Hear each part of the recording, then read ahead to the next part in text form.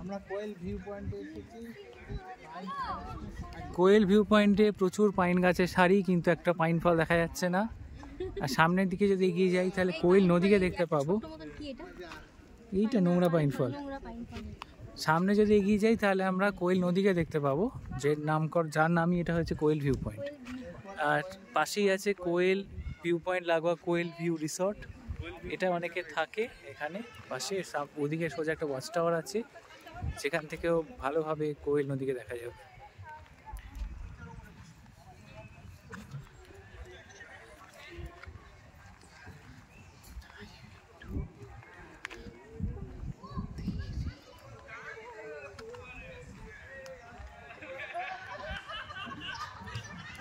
পাশে কিছু দোকানপাট গজিয়ে ওঠে, চিপস টিপসের, টুকটাক চা বিস্কুট লোকে খেতে পারে যাতে, সেরকমের সামনে একটা গজিয়ে উঠেছে কোয়েল ভিউ রিসর্টের পাশে। কোয়েল রিসর্ট খুব সুন্দর, বিল্ডিংগুলো খুব সুন্দর।